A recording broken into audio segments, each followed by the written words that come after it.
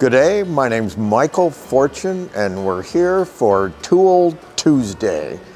And I've been asked what my favorite tool is, and it up, down, and sideways is the bandsaw. And here at the Marc School in Franklin, Indiana, I'm standing in one of the machine rooms, and I just did a quick survey count, and there are 12 bandsaws in this one room.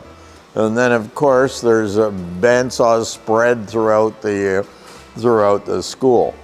And so we've got a cluster of bandsaws here used by the students for the various components of the table we're making. And this week we're doing an oval table. And it's about 40 inches long, 30 inches wide, and it's a coffee table. So it's around 16 inches high. And the students, of course, can choose to vary that as they decide to. A lot of the parts are similar in nature from one table to the next, although the size, in fact, might be quite different. So we've set up the bandsaw with a variety of bandsaw jigs, and here's one that helps cut out the pedestal for this coffee table.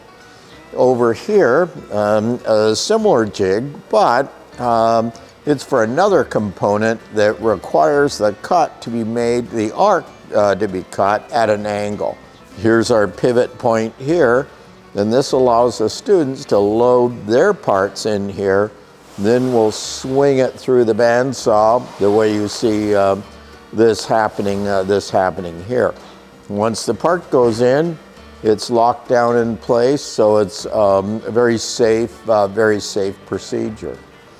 Over here, those are how the original large shapes were made, again with a pivot point. So learning how to, I do teach classes on setting up and using the bandsaw. Typically, when people buy a bandsaw, it's not quite set up the way it should be.